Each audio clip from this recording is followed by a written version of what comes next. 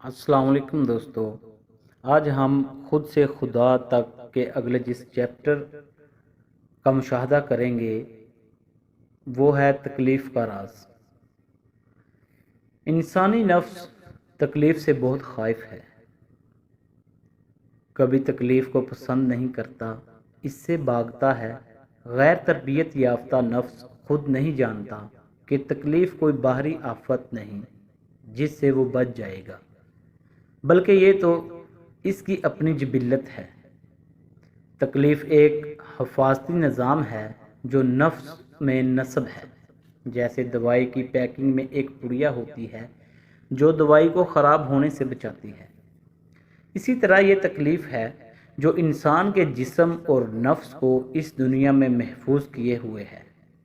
تکلیف سے زندگی اس سیارے پر برقرار ہے، اور خاص طور پر انسان کی زمین پر تمام جانداروں پر بلا شرکت غیر حکمرانی میں اس کے شعور میں تکلیف کے علم کا بہت بڑا کردار ہے۔ تکلیف کا یہ علم دوسرے تمام جانداروں میں موجود تو ضرور ہے، لیکن محدود ہے، عارضی ہے، اور زیادہ تر صرف فوری رد عمل اور احساس کی صورت ظہور پذیر ہوتا ہے۔ اگر تکلیف کا وجود جانداروں میں نہ رکھا جاتا تو کوئی ذی روح اس سیارے پر جینے کے فن سے آشنا ہو پاتا۔ دوسرے جانداروں کی قسمت کی ستم ظریفی کہہ لیجئے کہ ان کی یادداشت شارٹ ٹرم ہے، وہ تکلیف سے ملنے والا بیشتر ڈیٹا زیادہ دیر تک محفوظ رکھنے کے قابل نہیں ہے، ورنہ دنیا پر حکومت کرنا تو دور کی بات، گدھے پر سوار ہو جانا ہی بہت بڑی کرامت کہلاتی۔ تکلیف کا علم اس کی باخبری ایک مخصوص تناؤ پیدا کرتی ہے، جس کی وجہ سے انسان اپنی زندگی کی حفاظت کرنے پر قائل ہوتا ہے۔ تکلیف کا کل علم اس کے احساس کا گہرا شعور ہے۔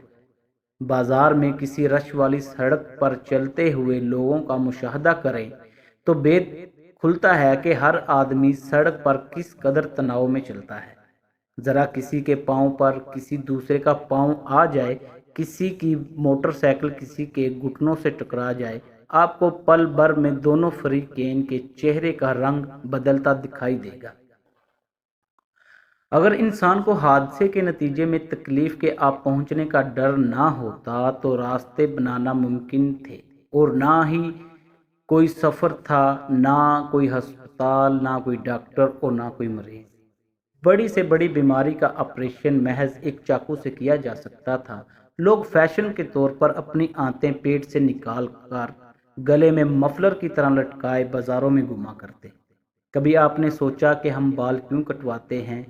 کیا اس لیے کہ سب کٹواتے ہیں، یا پھر اس کی اصل وجہ یہ ہے کہ بالوں میں تکلیف کا کوئی احساس نہیں ہے، اسی لیے ان کی تراش خراش ممکن ہوتی ہے؟ یہی معاملہ ناخنوں کے پہلے حصے کا بھی ہے۔ یہ تکلیف ہے جس کے آ جانے کے ڈر سے ہم خود کو حادثات سے بری اس دنیا میں سنبھالے پھرتے ہیں۔ یہ ایسے ہی ہے جیسے پتھروں کی بارش میں کانچ کا انسان خود کو ٹوٹنے سے بچانے کی کوششوں میں دیوانہ وار مصروف ہے۔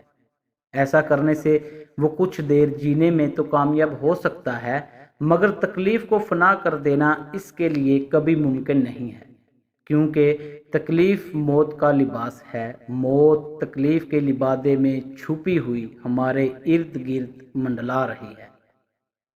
تنہائی میں اپنا جائزہ لیں کہ کسی تکلیف کے آ جانے پر آپ اس کا سامنا کیسے کرتے ہیں۔ کچھ ایسے لوگ ہوتے ہیں جو سر میں معمولی سا درد ہوتے ہی ڈاکٹر کو بھاگ نکلتے ہیں۔ یہ اینگزائٹی کا شکار ہوتے ہیں۔ یہ لوگ کسی تکلیف کے محسوس ہوتے ہی اس کا تجزیہ کرنے لگتے ہیں۔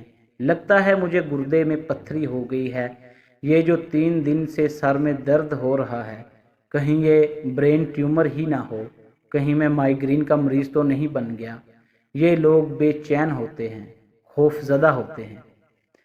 ذرا سی تکلیف پر گولیاں پھانکنے، انجیکشن لگوانے اور اینٹی بایوٹک کورس شروع کر دینے والے ہوں، یا معمولی تکلیف کو کسی بڑی بیماری کا آغاز سمجھنے والے، یہ سب بے چین ہوتے ہیں۔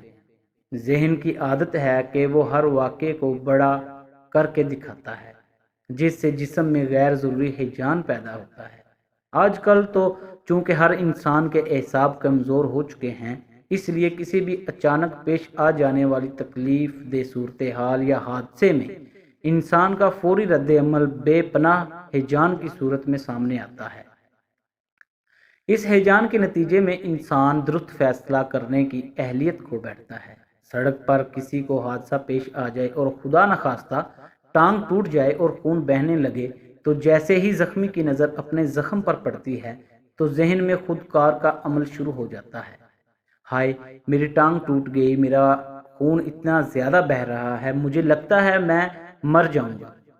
بچ گیا تو کئی مہینے کام پر نہ جا سکوں گا، میرے مالی حالات خراب ہو جائیں گے، میری زندگی تباہ ہو جائے گی، میرے بیوی بچوں کا کیا بنے گا، ہائے میں برباد ہو گیا۔ انسان کو کیا ٹانگ ٹوٹنے کی بے پناہ تکلیف کافی نہیں کہ اس پر نفسیاتی اذیت اور خوف کا بے پناہ دباؤ بھی اسے جھیلنا پڑ جاتا ہے، حالانکہ وہ نہیں جانتا کہ آگے کیا ہوگا، وہ زندہ بچ پائے گا یا نہیں۔ اگر زندگی باقی ہے تو پریشانی کی کیا بات ہے، اور اگر وقت ختم ہو گیا تو گھبرانے کا کیا فائدہ، سبھی کا ختم ہو جاتا ہے۔ اور اگر بچ گیا تو وہ کیسے جانتا ہے کہ اس کی زندگی تباہ ہو گئی۔ ہونا تو یہ چاہیے کہ اب اگر ٹانگ ٹوٹ ہی گئی ہے تو اب اس کا درد ہی بہت ہے، اسے صبر سے برداشت کرنا ہی بہت بڑی خوبی ہے۔ اس کے سوا جو بھی خیال آ رہا ہے وہ ہیجان پیدا کرنے کے لیے آ رہا ہے۔ جو ہوگا دیکھا جائے گا، ہونا تو یہ چاہیے مگر ہوتا اس کے برعکس ہے۔ اس کے ہاتھوں بڑے بڑے مردوں کے حواس عین وقت پر جاتے رہتے ہیں۔ کیا یہ حقیقت نہیں کہ اکثر لوگ سانپ کے کاٹنے سے نہیں بلکہ اس کی دہشت سے مر جاتے ہیں؟ کون ہے جو ہمارا دشمن ہے، کون ہے جو اتنا خوف زدہ ہے؟ بات بات پر یہ کون ہے جو موت کے خوف سے چونک اٹھتا ہے اور اپنی زندگی کے عدم تحفظ اور بے ثباتی کا ماتم کرنا شروع کر دیتا ہے؟ درد کا سامنا وقار کے ساتھ، حوصلے کے ساتھ کرنا چاہیے۔ ہمارے جسم میں تکلیف برداشت کرنے کی بے پناہ صلاحیت ہے۔ اسی صلاحیت سے اپنے دفاعی نظام کو استعمال کرتے ہوئے جسم خود کو ٹھیک کرنے کی زبردست صلاحیت سے قدرتی طور پر مالا مال ہے۔ اپنے جسم کو آزمانا چاہیے، دیکھنا چاہیے کہ درد اور تکلیف کو کہاں تک برداشت کیا جا سکتا ہے۔ علاج ضروری ہے، اس سے لاپرواہی ہرگز دانش مندی نہیں، اور نہ ہی ایسا مشورہ دیا جا رہا ہے۔ بات صرف یہ ہے کہ تکلیف درد کی ابتدائی علامات کو برداشت کرنے کا ہنر آنا چاہیے۔ اپنے جسم کی بات سنیں، اسے سمجھیں، یہ بہت بڑا فن ہے، یہ بہت بڑی نعمت ہے۔ آپ کا جسم آپ کو خود بتاتا ہے کہ کیا کرنا ہے، اس کی بات کو سنیں، خاموشی سے، پورے دھیان سے سنیں۔ یہ آپ کو اپنے بارے میں کچھ بتانا چاہتا ہے، اس کی سنا کریں۔ بیماری کیا ہے؟ کینسر ہونے کا کیا مطلب ہے؟ کہیں اس کا مطلب یہ تو نہیں کہ جسم کا ایک حصہ بغاوت پر اتر کر اپنے ہی جسم کو مارنے پر تل گیا ہے؟ بیماری، تکلیف، درد تو رونمائی ہے، یہ تو آخری اور حتمی نتیجہ ہے۔ بات سوچنے کی یہ ہے کہ ایسا ہوا کیوں؟ بیماری عین فطرت ہے، لیکن بہت سی صورتوں میں اس کا مطلب صرف جسمانی خرابی ہی نہیں ہوتا، بلکہ یہ جسم کی طرف سے ذہنی علالت کی نشاندہی کی ایک علامت بھی ہوتی ہے۔ جسم علامات کی مدد سے ذہن کو بتانے کی کوشش کرتا ہے کہ گڑبڑ ہو رہی ہے، مگر ہم ان علامات کو سننے اور سمجھنے کی بجائے انہیں دوائی سے دبانے کی، ختم کرنے کی کوشش کرتے ہیں۔ ویسے بھی ایک عام جسم کو روزانہ کی بنیاد پر بہت ہی دردوں سے واسطہ پڑتا ہے۔ ان پر اچانک ہیجان زدہ ہو جانا صرف بے چینی ہی پیدا کر سکتا ہے۔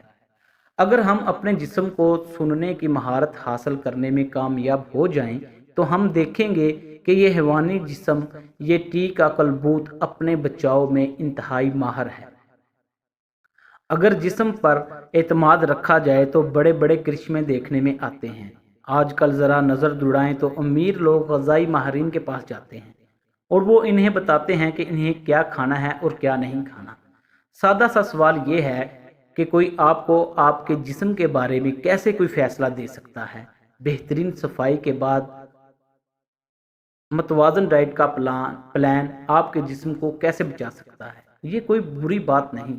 ضرورت پڑنے پر کسی صورت حال میں متعلقہ ماہرین کے مشورے پر عمل کرنا دانش مندی کی علامت ہے، لیکن کیا یہ بھی ایک حقیقت نہیں کہ کسی دور افتادہ میں مقام پر کسی جنگل بیابان میں کھو جانے پر یہی جسم پتے گھاس کھا کر اور جوہر کا پانی پی کر بھی سروائیو کر جاتا ہے؟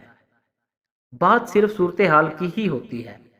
جب کوئی صورتحال پیش آ جائے تو جسم ہر حالت میں اپنے بچاؤ کی راہ نکالتا ہے۔